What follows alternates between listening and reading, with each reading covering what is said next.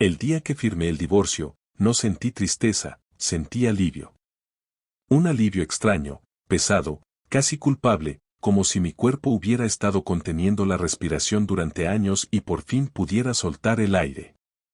La oficina del notario era fría, impersonal, con paredes color beige y un reloj que marcaba cada segundo como si quisiera recordarme que no había vuelta atrás.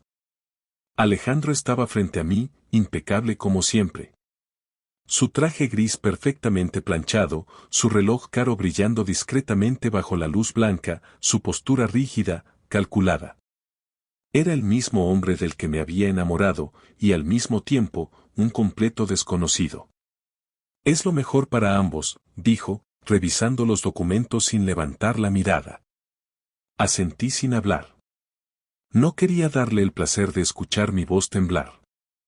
Durante años, cada conversación entre nosotros había sido una especie de negociación fría, una lucha silenciosa donde él siempre buscaba ganar, incluso cuando no había nada que ganar. Firmé sin leer demasiado. Ya lo había hecho antes. Lo que importaba no eran los términos legales, sino el final. El sonido de mi firma sobre el papel fue breve, seco, definitivo. Alejandro tomó los documentos y dejó escapar una leve sonrisa, casi imperceptible, como si acabara de cerrar un negocio exitoso. Te irá bien, dijo, finalmente mirándome. Aunque no sé cuánto tiempo pueda sostener la empresa sin mí. Esa frase me atravesó. No por la duda, sino por el desprecio. Porque esa empresa no era suya. Nunca lo fue. Yo la había creado antes de casarme con él. Yo había invertido mis ahorros, mi tiempo, mis noches sin dormir. Él solo llegó después, y poco a poco se fue apropiando de todo, como si el mérito se transfiriera por matrimonio. Pero no dije nada. Me levanté, tomé mi bolso y salí sin despedirme. No quería darle un cierre elegante a algo que había sido tan desgastante. Lo que no sabía en ese momento era que esa puerta que cerraba no solo marcaba el fin de mi matrimonio, sino el inicio de algo mucho más grande. Algo que cambiaría todo. Las primeras semanas después del divorcio fueron extrañamente tranquilas. Demasiado tranquilas. Trabajaba largas horas, revisaba contratos, reorganizaba equipos, intentaba recuperar el control total de la empresa. Pero había algo raro. Algunos números no cuadraban. Ciertas decisiones financieras que yo no había aprobado empezaban a salir a la luz. Una mañana, mientras revisaba correos, recibí una llamada del banco. Señora, necesitamos hablar sobre la reestructuración de su deuda corporativa. Fruncí el ceño. ¿Qué deuda? Hubo un silencio incómodo al otro lado de la línea. La deuda consolidada que su empresa adquirió el último año. Sentí un frío recorrerme la espalda. Eso no es posible. Yo no autoricé. Los documentos están firmados, interrumpió el hombre. Por su exesposo. El mundo pareció detenerse por un segundo. Colgué sin decir nada más. No pasó mucho tiempo antes de que todo comenzara a caer como fichas de dominó. Reuniones urgentes. Llamadas constantes. Proveedores exigiendo pagos. Inversionistas retirándose. Y entonces, la noticia que lo cambió todo. Hay un nuevo inversionista mayoritario, me dijo Clara, mi asistente, entrando a mi oficina con el rostro pálido. Eso es imposible, respondí de inmediato. Yo tengo la mayoría de las acciones. Ya no, susurró. Sentí que el aire desaparecía de la habitación. ¿Quién? Clara dudó unos segundos antes de responder. No lo sé con certeza, pero compró la deuda completa. Toda. Mi corazón comenzó a latir con fuerza. Porque eso solo podía significar una cosa, alguien había estado esperando este momento. Alguien había visto la caída y decidió intervenir. La reunión de emergencia fue convocada esa misma tarde. La sala estaba llena, pero nadie hablaba. Los miembros de la junta evitaban mirarme, como si supieran algo que yo no. Como si yo ya no fuera la persona al mando. Y entonces, la puerta se abrió. El silencio se hizo absoluto. Entró un hombre mayor, con pasos firmes pero tranquilos. Cabello canoso perfectamente peinado, traje oscuro, mirada penetrante. No necesitaba levantar la voz para imponer respeto. Su presencia lo hacía por sí sola. Lo reconocí al instante. Don Ernesto. Mi suegro.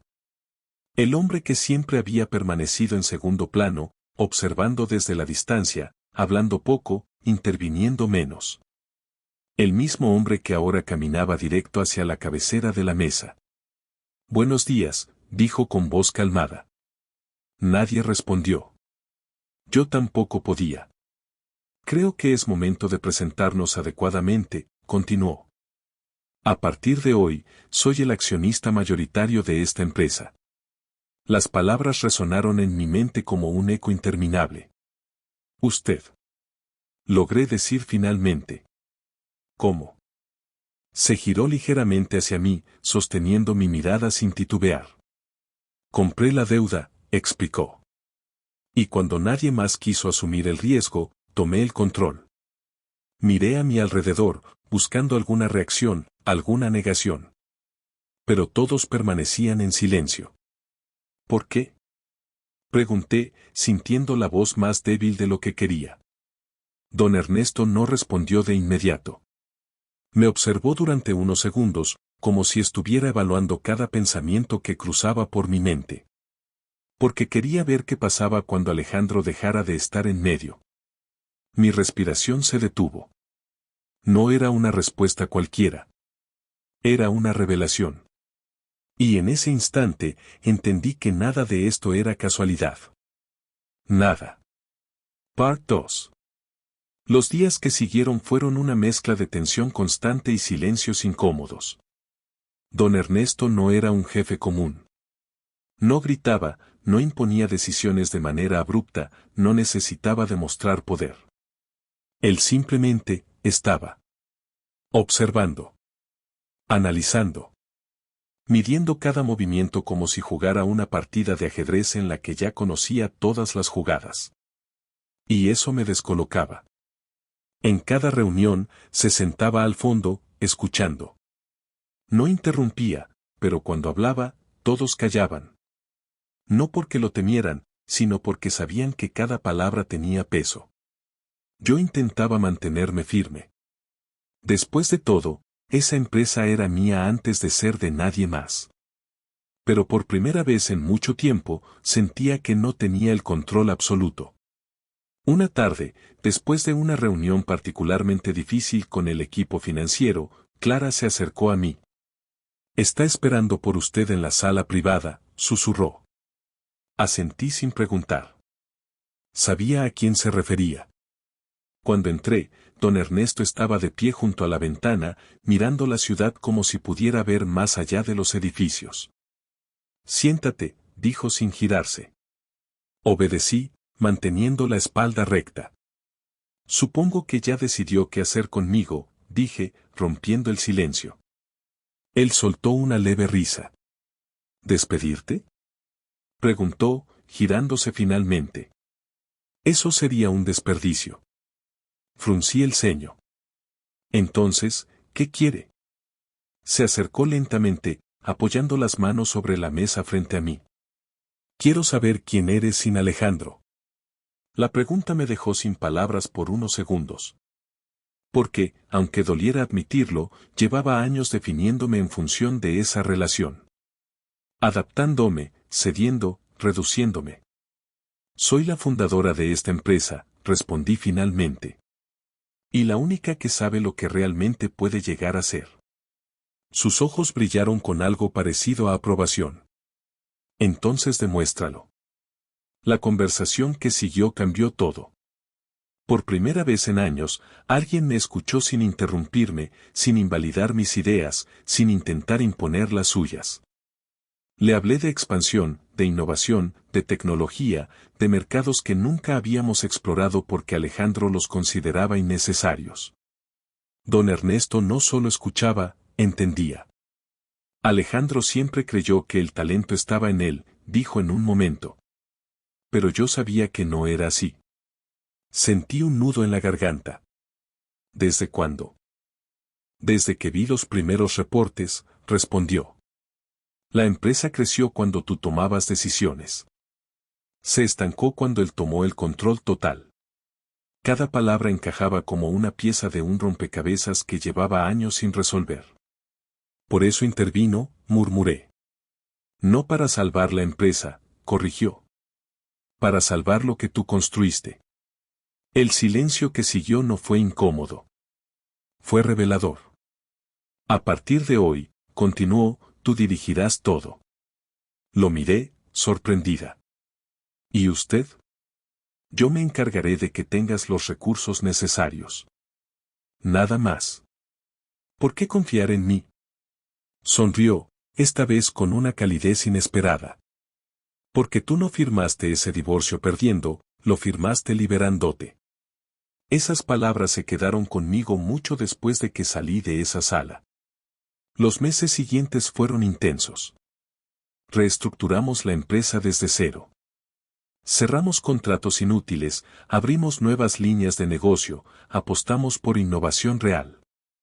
Y por primera vez, cada decisión que tomaba era completamente mía.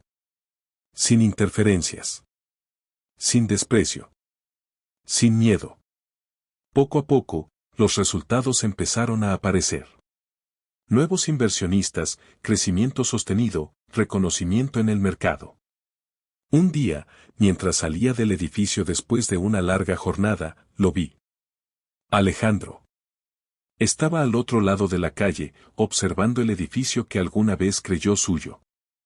Su postura ya no era firme, su mirada ya no era segura. Parecía, perdido. Cuando me vio, intentó acercarse. Pero algo en mí ya había cambiado. No retrocedí. No dudé. Ya no, le dije cuando estuvo lo suficientemente cerca para escucharme. No hubo gritos. No hubo reproches. Solo una verdad simple y contundente. Seguí caminando sin mirar atrás.